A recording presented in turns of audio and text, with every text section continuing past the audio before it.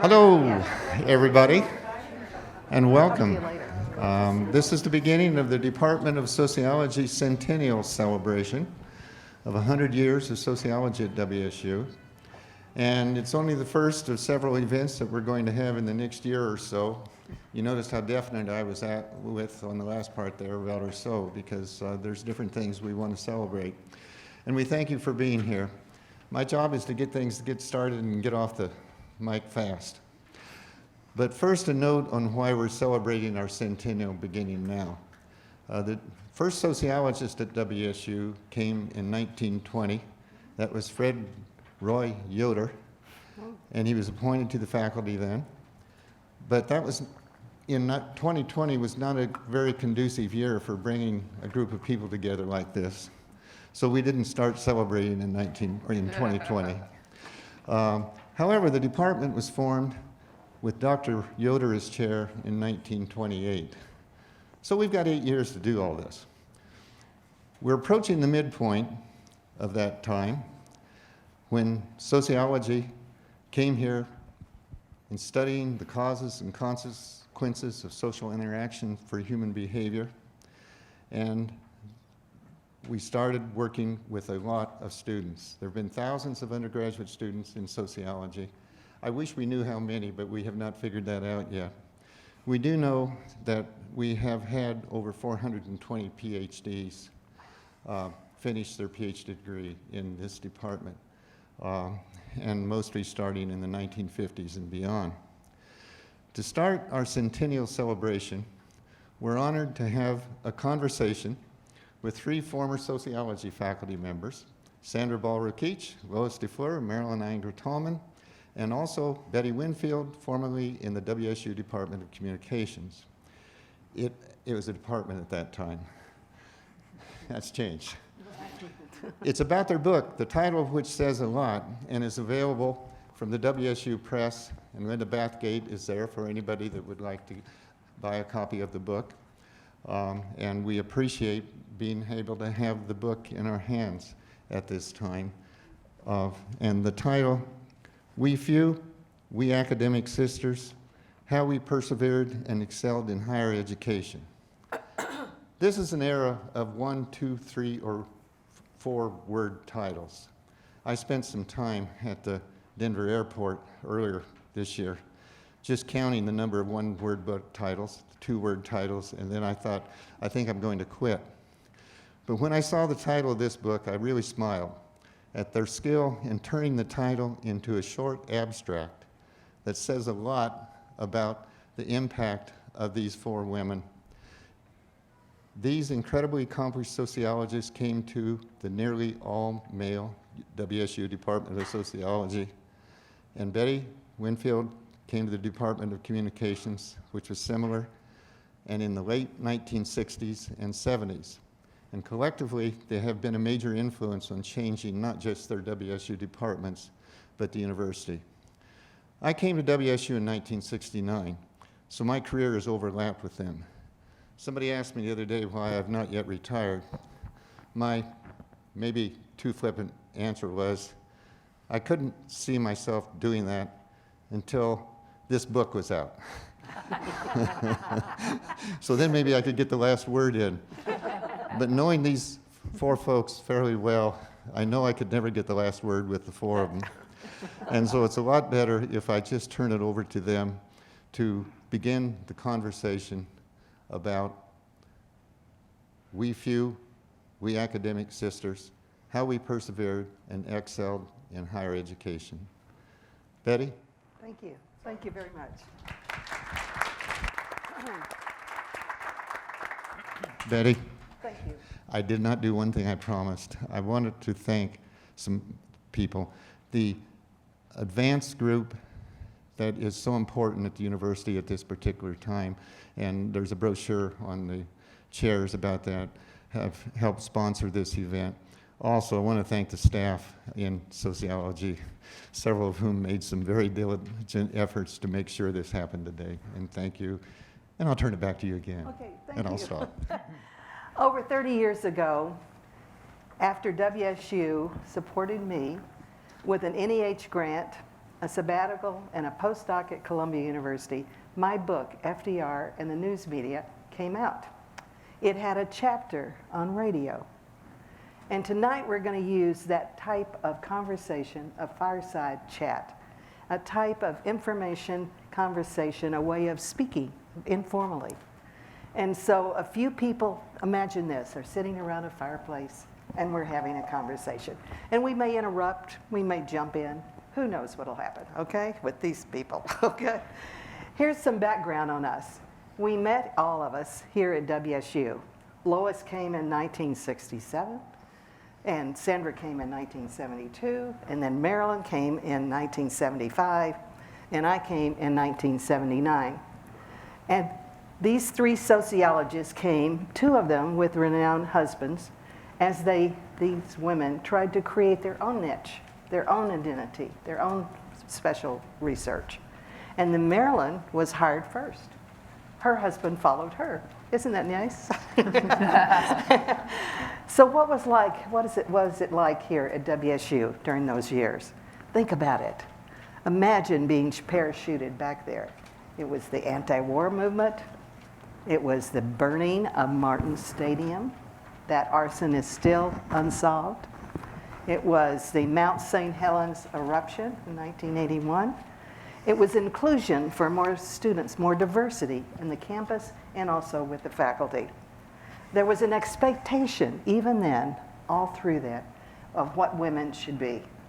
Women should be nationally thought to be, first of all, married and children and supportive of husbands, okay?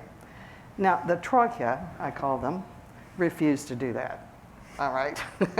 And so their past did not dictate their futures, for sure. And during those years, the 1960s and 70s and even 80s, Congress passed an Equal Pay Act. The Civil Rights Act was passed, Title IX, okay? And the court rulings affected the lives of women. The right to birth control, and for a while, Roe versus Wade. The WSU students today, those of you, how many are you students here? Okay.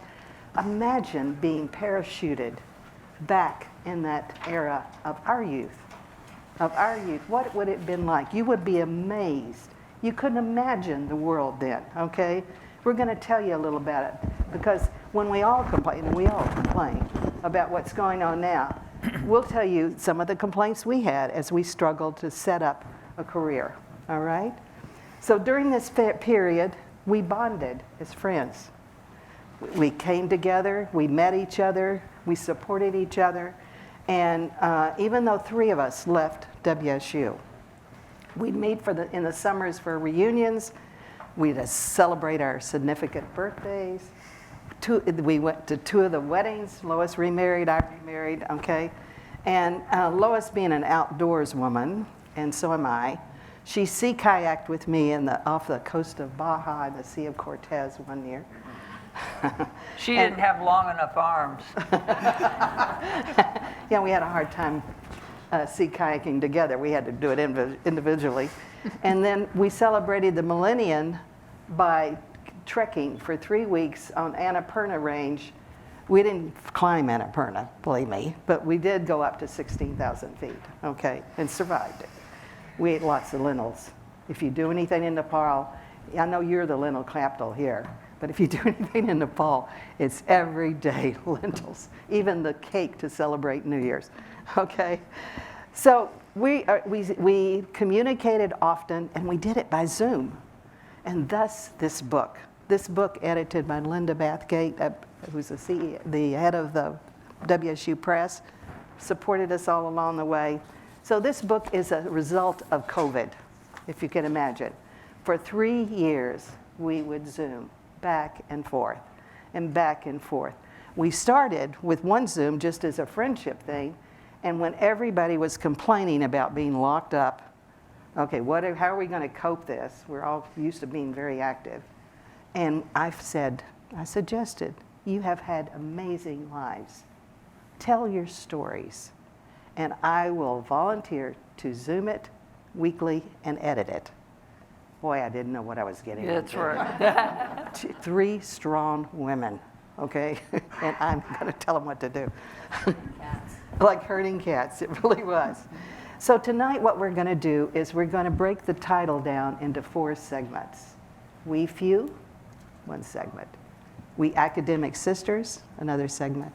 How we persevered, a 3rd segment. And fourthly, how we excelled in higher education. Now, we few, let's look at that. In a 1971 report, WSU had only 21% of all its full-time faculty as women.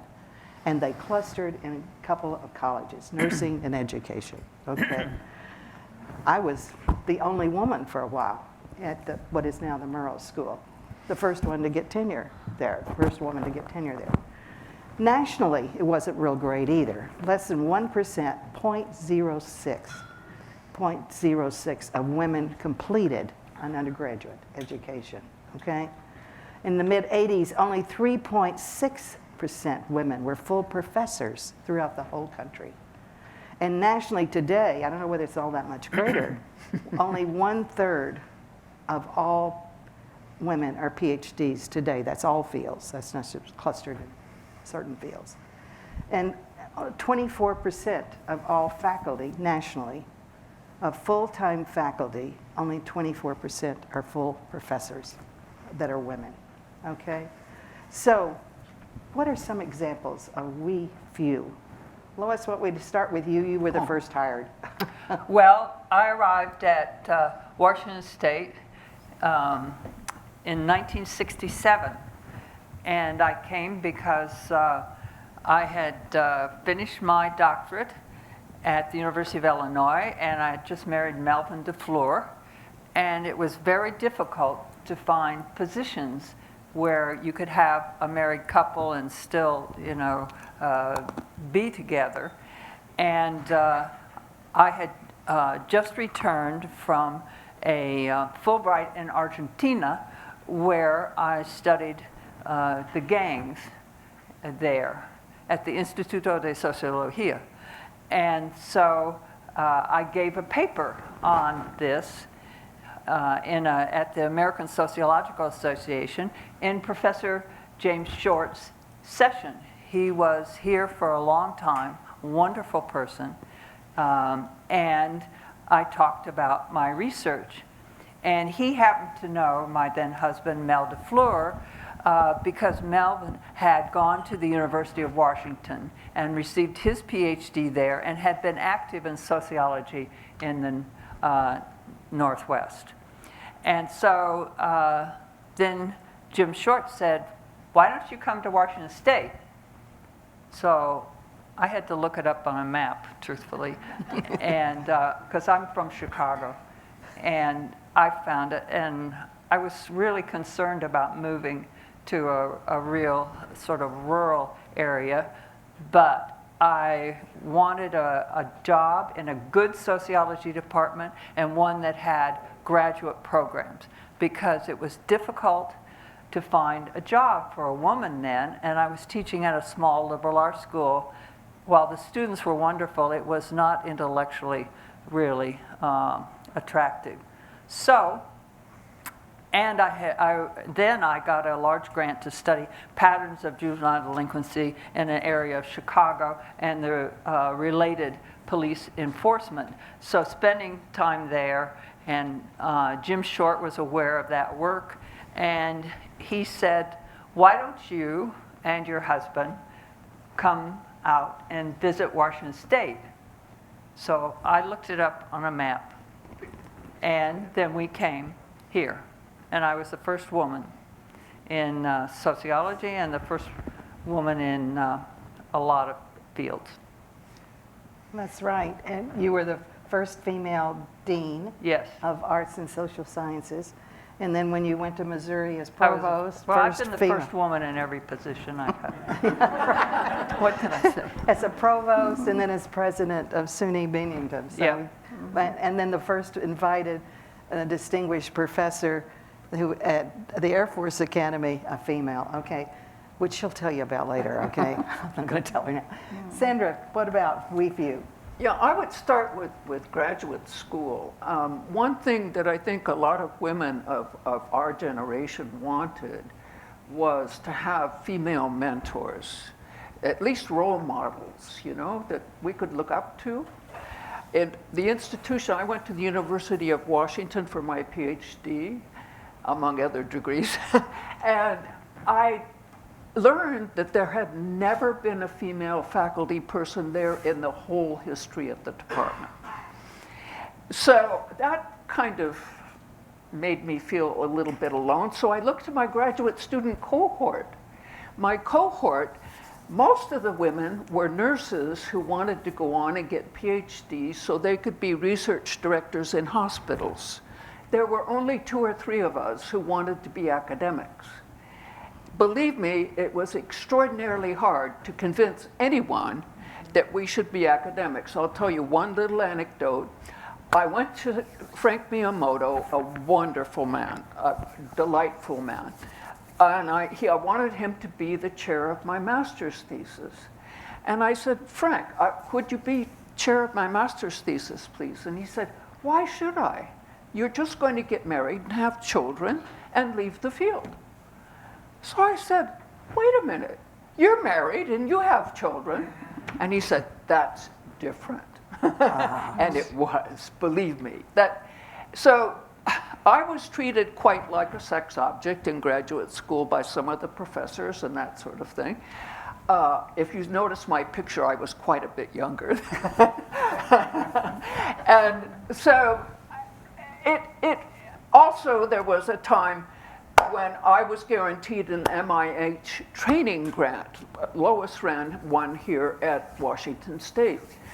And when I was guaranteed it, they said, come here, we want you here, you're going to get a fellowship. When I saw the fellows list, you got it. They were all fellows. So I raised hell, and I ended up getting a fellowship. So it's true for all of us, I think, that when we went into departments subsequently, we were one woman or one of 2 at most. So for you young ladies and young women and also men in the audience, the mentorship, the role modeling is so, so important. And we didn't have much of that. Okay. All right, Marilyn, my goodness, I have so admired this person. She, like the expectation, got married at age 18. That's my story. You tell us. You tell us. She keeps talking, I don't have anything to say. No, tell us. Go for it, babes. My path to academia was very different from my colleagues. Got married at 18. I was very normative. My whole approach to life was very normative in the late 40s and the 50s. Got married at age 18. I had 5 babies. I did go to college right out of high school 1 year. Got married in the middle of that year, the Ms. degree, I guess Sandra would call it. Then got married and quit and had my babies, and was normatively following the mother, housewife role, which I had aspired to. And then, boom, I just got bumped right out of that role when my husband wanted a divorce. So after 13 years of marriage and 5 children, what am I going to do now? I have a life. So I went back by letter to University of California, Riverside, where I had spent my 1 year. Said, hey, can I come back? Sure, I come back. I left in good standing. And so that last year that before the divorce, my husband had moved the family to Tennessee. So we had left California. We were in Tennessee. That's why all the stuff had to happen long distance. So I got admitted to the University of California, Riverside. I found a house for us. I gathered the children and their things and the household together and drove back to California and entered college again. While I was being a housewife in Claremont while my husband was finishing up his degree, PhD, I had gone to community college, one course a semester for 6 years. Introduction to Sociology 1, Introduction to Sociology 2, Introduction to Anthropology 1, Introduction, 6 classes, so that by the time I came back to California, I had almost a second year of college done. So I went back virtually a junior level. I went, finished my BA, got my master's there, and then moved to the University of Minnesota for my PhD. And while there, I got a phone call from one of my graduate friends at Minnesota who had moved, taken a tenure track job at WSU, said, hey, would you be interested in coming and applying for a job at WSU? Well, I was still ABD, and I wasn't quite sure, but Washington State University had such a fabulous family area in their department that I thought, I can't pass this up, so I said, sure. So, he didn't hire me, but I sent my materials and I communicated with the chair, and then they hired me, and I came to WSU. That was the beginning. That was in 1975. And I met these 2 young women, and we became friends. We were young then, weren't we? Look at the So, pictures. there were so few women on campus when I first came here that we would have potluck at someone's house. And I would sit next to an astrophysicist, the token woman, that part of the university. Julie Lutz, maybe you remember her, the late Julie Lutz. And we became good friends because she liked to cross-country ski and I did too. So it was, good relationship for outside of the university. But anyway, so there were so few we would meet for dinner. That's how it was. So we became academic sisters. Sisters in the sense that we supported each other. Real quickly, could you just tell us some example of that academic sisters? Why don't you start, Marilyn? Sure. When I came, I was without degree still, being called doctor by students. I had brought 3 of the children with me. The other 2 had already started college. And I met Lois DeFleur, and she said, hey, let's go over to Macy's, or maybe it was a May Company then, and we'll get a makeover. I needed a makeover, and Lois provided the advice and the car, and we went over to Moscow, and I got made over. So those are the kind of mentoring, personal things that my friends here introduced me to. Well, I hope you learn more than makeovers. Sandy, what about your time here, Yeah. sisters? I would like to point out you'll begin to realize that we're 3 very different people, and we have 3 very different career paths, which I think makes the book especially interesting. And by the end of this, I hope you get a feel for the differences between us.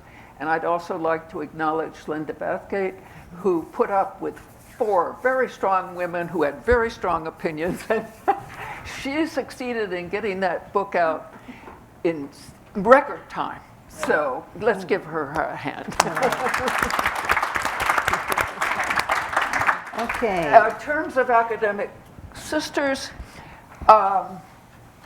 it's very, very, very important that women, just like men, be able to talk about their private lives and their private struggles, and not just their professional struggles, right? Because private and public life kind of go together.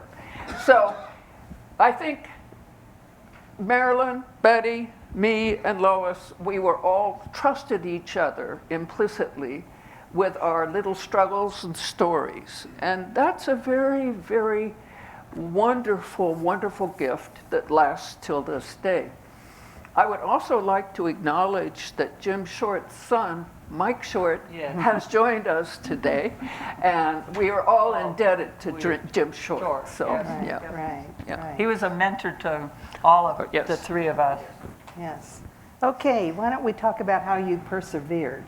Well, Lois has Oh, well, Lois, did you want to add something to We No, Sisters? no. Okay. Okay. How we persevered. Examples of that, maybe. Well, Tell them the New York story. Or even a WSU story. Your grit, your strength, your determination. well, no one really took me seriously when I came here. There were very few women, and I was married to a very prominent sociologist. And so it was hard work, and so I would push the chair at that time to put me on university committees so I could become known, and I worked very hard to get a graduate training program, so I got a lot more respect, I think, from my colleagues once I had a number of graduate students, and I had to work with them on research projects and everything. But it was, I mean, students would come in and say, they'd assume I was a secretary, and they'd say, I want to see Professor so-and-so and everything. So it was challenging being different, and I think that anytime you are very different and you're in a world dominated by other people, it's stressful, sometimes day to day. And I was particularly concerned, as I'm sure my colleagues will tell, about coming up for tenure and about getting promotions. And all the committees that looked at my work were all male.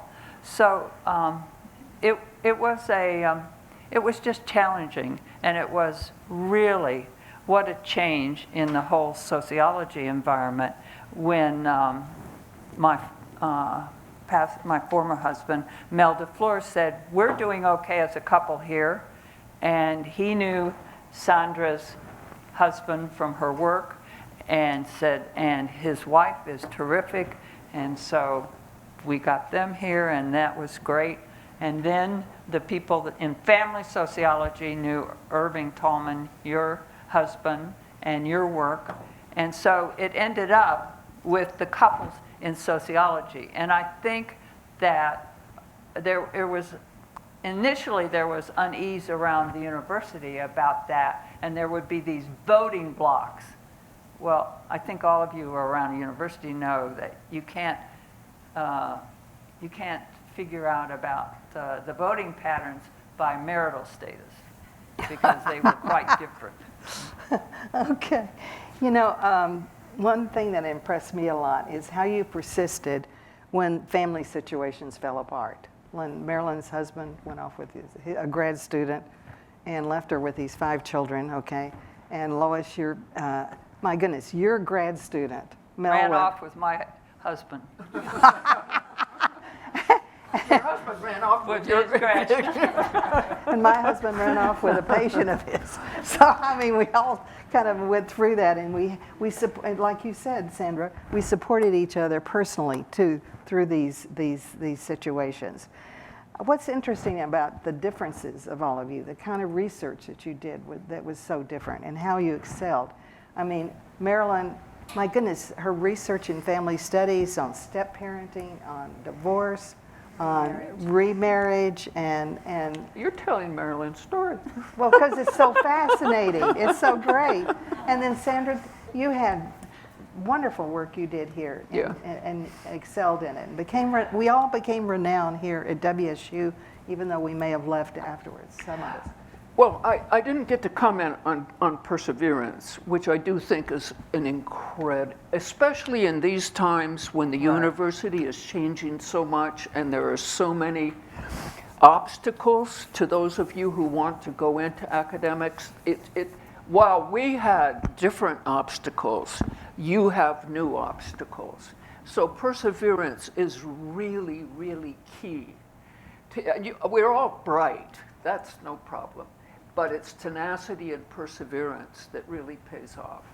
And I had to persevere through all kinds of things. I was on the Violence Commission in DC after Bobby Kennedy was assassinated. You probably, I'm showing my age. And, you know, this this very famous lawyer on the commission comes up to me and, like with Lois being treated as a secretary, said, "Would you please Xerox this, please?" And I said, "I'm sorry, sir. I happen to be co-director of a task force." And I am not a secretary. I mean, you have to speak up for yourself. You have to. And you have to do it in a way that is firm but not ugly. And I think I've been able, Marilyn's husband used to say, "Sandra, what I like about you is you're irreverent." And I guess in some ways that paid off for me because I didn't take no for an answer. And I hope none of you will either. In terms of excelling, Wallace Beasley, Beasley's name is around the campus, right? Wonderful man, wonderful provost. He supported all of us, Absolutely. really. He sure did. Although he too couldn't quite figure out sexism. He couldn't. For example, WSU is well known for producing many, the most African American male PhDs in the nation, but not African American females. Okay? So it was hard for people of that generation. They overcame their racism to understand that, but to have to do sexism too? Oh my goodness, my husband and I almost got a divorce over it, you know. Anyway, what Betty's referring to is a wonderful, wonderful project that's reported in a book called The Great American Values Test, conducted here in Eastern Washington in the Tri-Cities area. It was the first kind of entertainment education project in which we created a real television show that was co-anchored by Ed Asner, who was then a famous actor for Lou Grant and Mary Tyler Moore and all of that, and Sandy Hill, who was the co-host of ABC's Good Morning America. So we brought them up to Pullman, and Ed Asner wondered what he was doing here. I know. But He was so funny. anyway, we created this design that, I mean, Don Dillman's wonderful on survey design, and we used many of his methods. But we created where we had three cities in which the station managers agreed to air our half-hour program, and 3 cities where the station managers aired the program. So it was a natural experiment where 3 cities saw a half-an-hour program that had embedded in it treatments, if you will, to try and change people's values, attitudes, and behavior as they referred to racism, sexism, and environmentalism. So the challenge was, everyone can change attitudes in a laboratory, but can you change such basic beliefs in the real field? And we advertised in TV Guide. At that time, there were only 3 stations and 2 public stations, so it was a different media world. It was absolutely stunning that we were able to pull off this design. We did a pre-test and a post-test to try and examine the extent of racial prejudice, gender prejudice, as they say today, and anti-environmentalism. We had real groups that solicited our viewers and asked them to donate money or donate equipment or donate time and so on and so forth. After 3 months, we were able to demonstrate through this program, and I haven't gone into the theories. We used my media system dependency theory, and we used my husband's self-confrontation theory in the program. And as a result, 3 months later, we were able to demonstrate value change by increased importance of equality in people's value hierarchies.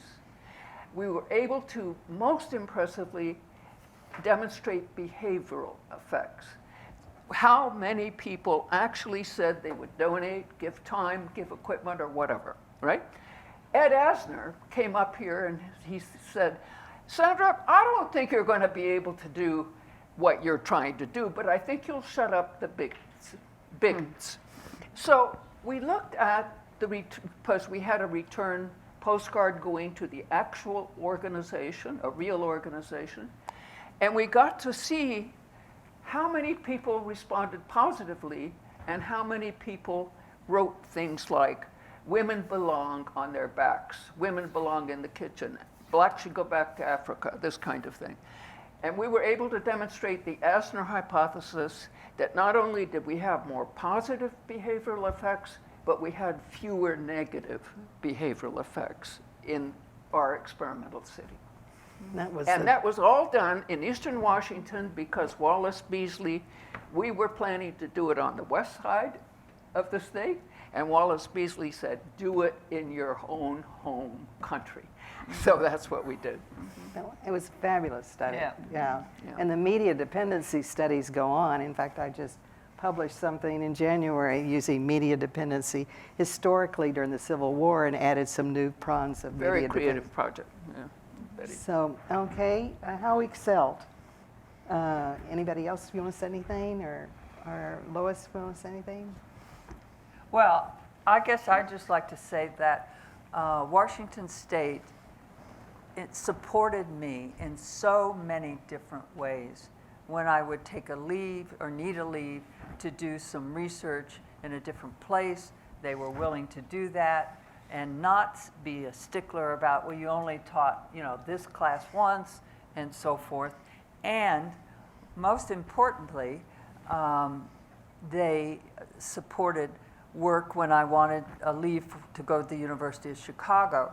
So I guess the point is that it was in many, many different ways, which I know that the university still does, but we were so thrilled that we were treated with the same respect and support in so many different ways. I would hear stories from other female colleagues about how their universities just really would not help them if they needed a leave or whatever.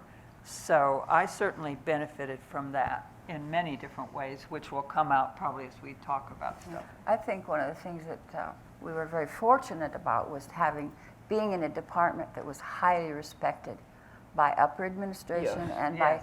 by other departments too. I mean, sociology at that time, and I would presume it would still be that way, it was ranked among one of the best departments in the university in terms of the monies we brought in terms of the research that we produced. Thank you, Sandra and Milt, and thank you for, just. Well, there was another thing that I loved. I call WSU the launching pad of my career. For all of All at of And least- us, I think all it's of us. true for All all of of us. us. Not Yeah. me. I And- stayed. She stayed. You launched Yeah. here. But Instead. one thing that I really appreciated was collaboration with colleagues. And I collaborated with Irving Tallman, Marilyn's spouse. I collaborated with Mel DeFleur, Lois's former spouse. And I collaborated with Jim Short. And I collaborated with the famous Don Dillman.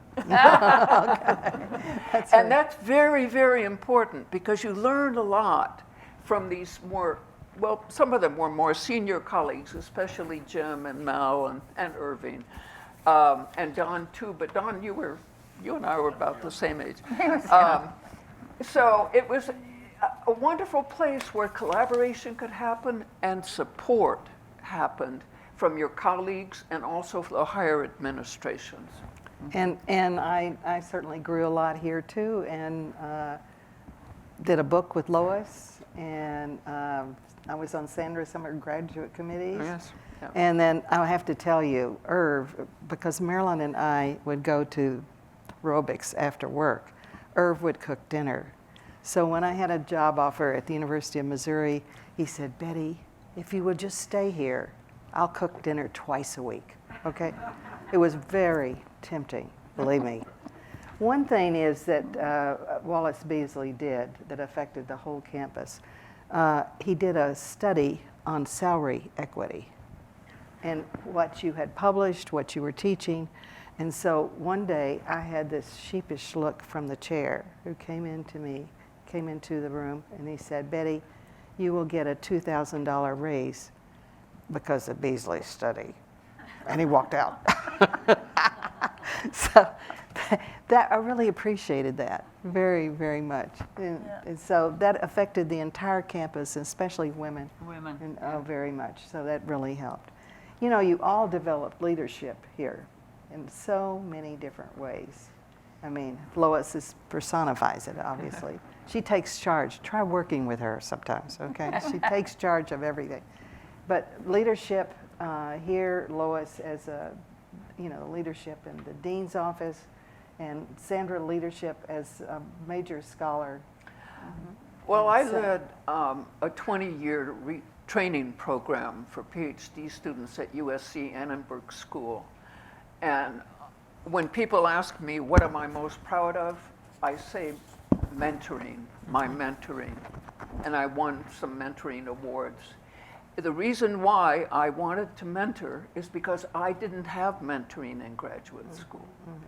So I wanted to be the best mentor around, and I trained more than 150 students through that 20-year graduate training program in multi-method research on civic engagement and also health disparities.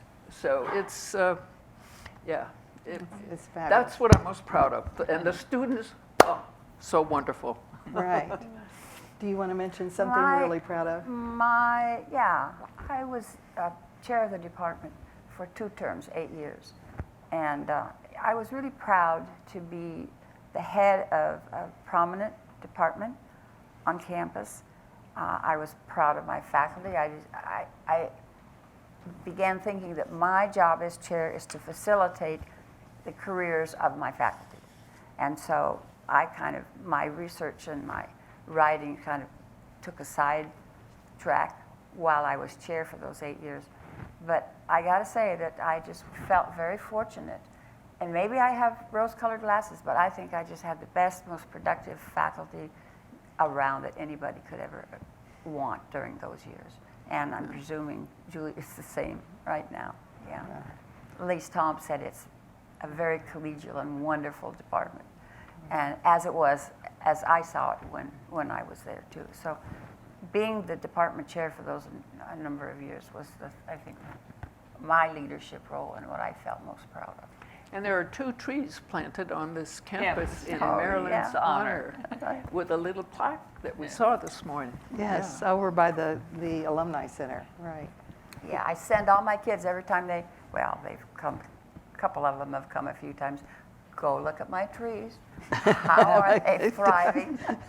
Polish my little plaque. Absolutely. Well earned, well earned.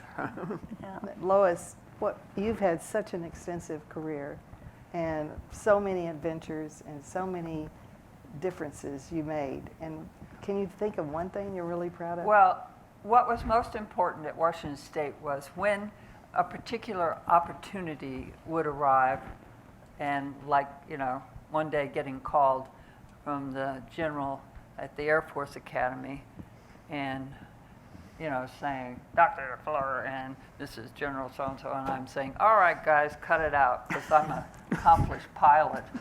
And I'm saying, "All right, guys, just cut it out. Joke's gone far enough." And so this voice said, "I beg your pardon, ma'am." And it was General Allen, who was superintendent of the Air Force Academy. And he said, "We've used your sociology book, and in the little bio it says that you're an accomplished pilot and you own an airplane." I said, that's right. And he said, "Well, you probably know that we are admitting women next year, and we have no women faculty. And we'd like you to come down." Well, first he said, "I'm sending a team up to talk with you," because of course the Air Force would never, make a move unless they knew I wasn't some freaky, sociologist. Little did they know. Yeah. So anyhow, they sent this team up, and I decided to go to the Air Force Academy. And it was right in the height of where I had a number of responsibilities here. And the reason I'm bringing up this point is that throughout my career here, when I would have some kind of opportunity like this, Washington State said, this is important for you. We're proud of you. Go and do it. And I don't think there are a lot of universities where they would be so supportive and encouraging. And so it really made a difference at several points in my life where I had unique opportunities. And Washington State, they were phenomenal. They really were in saying, look, this is important, do it.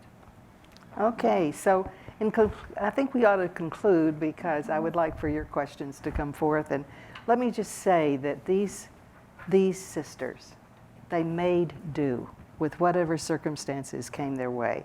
They made do because of whatever sexism or discrimination or nepotism rules, or family situations or illnesses or divorce or remarriage. They made do. They made it work, okay? They worked very hard, and I know that from having worked with them or seen them in action. And they cracked the glass ceiling. They didn't break it entirely, but they certainly cracked it. And more for the cracking it for students that came after us and for faculty who came after us and administrators. Our path to renown, all of us, started here at WSU. Père Nora, who's a French historian, wrote a series of books about rethinking the past, which is what we've been doing. And he said the past never passes. It lingers on the scene, even as newcomers crowd their way in. And so the message here to young people and newer faculty, you're crowding your way in. And don't be burdened by our past or your past. That's it. Thank you.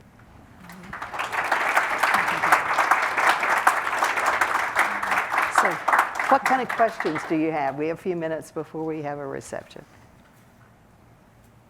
Any questions? We're on the hot seat.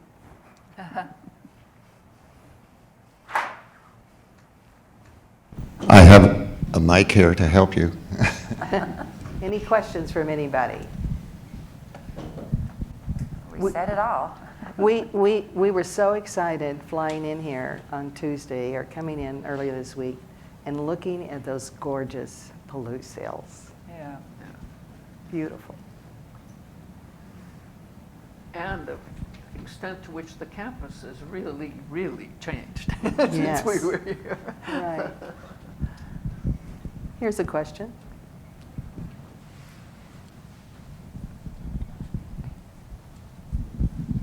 I'm Joy Dillman, and so my husband handed me the microphone with some interpretation. He would say, no, but I'm an independent woman. And I wanted to mention that the College of Home Economics was here. The College of Domestic Science, or it was a Department of Domestic Science, was first formed at WSU in 1903. We celebrated 100 years in 2003. So, but what I wanted to say, we were walking a path too in the College of Home Economics. We lost our battle in 1983 when our college was merged with the College of Agriculture. So we fought our battles. The challenging thing we had, of course, was hiring men. Oh, yeah. But anyway, that's sort of the approach. Don't lose the history Right. of women at WSU. I'm so proud of what you've done, and I know the battles that you fought are much, much stronger than what we were dealing with. But in the end, we lost Yeah. with what happened. On the other hand, I will say, not only we did gain a lot with that merger. With the merger. With the merger. We gained a lot. And the Department of Human Development now is a very, very strong department on this campus. The other departments were merged to food science, and human nutrition went into food science. The clothing and textiles remained a department, but interior design was moved into the design sciences. So we've all had some battles to do. Anyway, thank you. Thank you. Thank you so much. Anybody? Here's someone over here.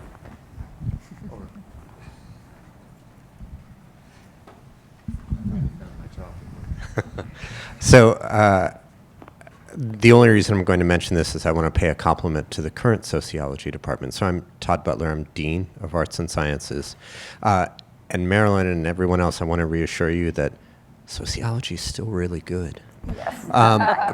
But it's good because of the leadership, the collective leadership and the individual leadership from Julie, the current chair, to Monica, the prior chair and the newest Regents professor in the college, to Jennifer, who is the Honors College Distinguished Professor, to Christine, who's Faculty Senate, prior Faculty Senate President. What you hear in a lot of those is an investment not in of the unit and not just its individual accomplishments, but for a field that studies the construction of community, you have a unit that lives it out.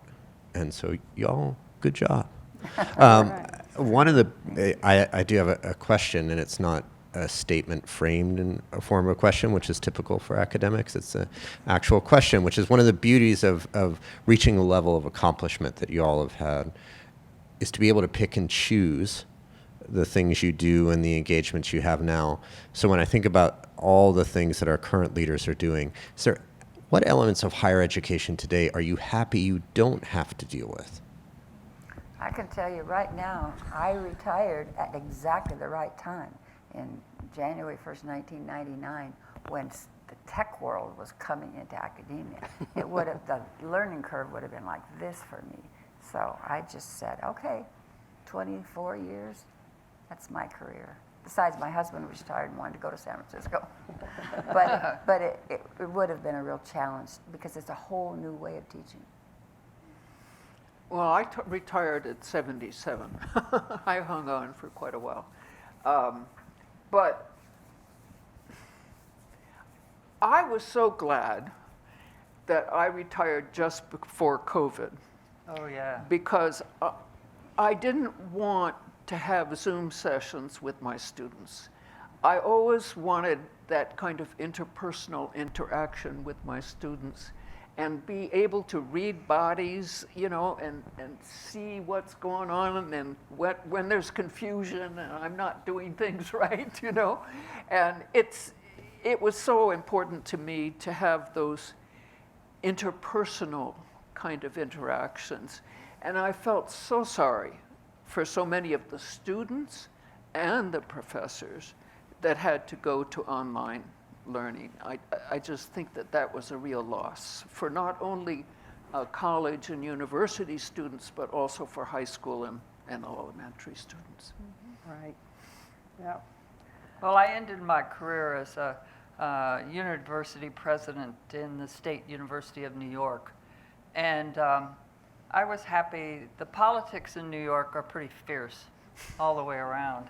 And I wasn't quite prepared for that, having been a Midwesterner and been in here where I dealt with a few politicians. But I'll tell you, there's no comparison. So I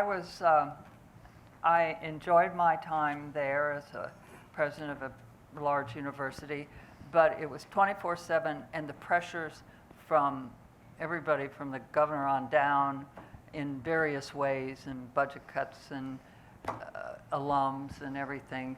And so I have been enjoying particularly coming here and really feeling the love, so to speak, that we had when we were here, and the support. I mean, this university really provided the foundation for my career. And I'm, you know, An administrators should be proud of that here. Let me tell you a story that Lois told me. You want to tell it? No. These New York guys, you know, all guys, right? Interviewing her after interview after interview after interview. And here's the last interview. And so this one guy says to Lois. He's chairman of the board. He said, You know, you're a Midwesterner. Do And you? Westerner. You're a Midwesterner, worse. Yeah. And do you think you can handle New Yorkers? What did you say? I said, you just watch, sir. And they did. Yeah, they did. But, they did. you know, I have to say, he was really a tough guy, close friend of Governor Cuomo. He started laughing, you know. Right. But, And she showed him. yeah, I Yeah, did. she showed them, and we all showed them. Yeah, we did. But Any- I think in response to your question, I don't know, I'd ask you a question. It seems to me that the university, for enrollment reasons, for the whole politics of knowledge these days, that it must be a different atmosphere in the classroom. You know, if a student can say, you're hurting my feelings because you're talking about something historical in American society, or you know, if enrollments are going down, so you have to increase the teaching load and this sort of thing, tell me how you feel. Be careful. Rather than the limit cases, I think the challenge is that the university, our faculty, and our students, if they ever were, are not insulated from the society that they're around. Right. So we can construct those beautiful little seminar spaces in person or on Zoom or wherever, but our students exist among the public. They can have the questions or the conversations about equity and then be confronted both in the news media, in a digital media, with an engagement that's well beyond the kind of discourse that we try to build in our students, and to in fact sustain those spaces of interaction as places not just where people can state their opinions but learn from someone else, and to do so in a way that gives purpose rather than just information. I mean, I think that's still our job. Right. It's Right. just a Right. different way of doing it. Right, right. I would just add that, to me, observing learning environments here, then I went to the University of Missouri. I was in the Midwest, and I am a Midwestern. And then in New York, this is a much better learning environment just because of the nature of the interactions here. And it is very supportive, I'm sure, today as it was when we were here. Yeah. And that's what we're all so appreciative of and proud of. I mean, we all felt this is really the foundation of who we have become. Okay, I think that, there's a question here. Sorry, we have time. Sure, well, two more, that's it. So the three, this freaks me out. The three of you from sociology were part of departmental couples, and we actually remain a very couple-heavy department. I think slightly less than half of us are actually part of a couple. As one of those people, especially as one whose spouse is much more impressive and I think well-liked, I'm curious to hear more about your experiences as departmental couples and maybe what advice you'd give to the, I think, 8 of us who are in that situation here. Wow. Well, I can start on that one. yeah, you start that, Cindy. People thought that I was my husband's student. I was not. He was a social psychologist in psychology, right? Although most of his appointment was actually in the sociology department when he was at WSU, which was fortuitous, because the social psych department in psychology at that time was not terribly strong, but the social department was very strong with social psychologists. I insisted on not collaborating with my husband. Exactly, I did too. Both of Until- them gave me that advice when I Yeah. came in. Yeah. Don't publish with Irv. No. Stay independent. Yeah. Both of them. Independently, they told me that. Develop your independent reputations. And the only time we really collaborated was on that Great American Values Test book, where we almost got divorced because, yelling across the Palouse. But it's very, very important, I think, to for you to understand that even though we were all married to well-known men, it didn't mean that we didn't, from the get-go, try and carve out our own independent line and careers.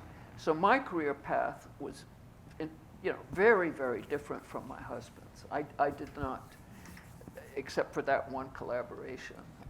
And I might say that they hired me, and then 2 years later, they hired my husband. Okay, I think if that's it, and we could talk individually with, as we enjoy the refreshments. Let me just say thanks for everybody to having a wonderful conversation with you this afternoon. Thank you. Thank you.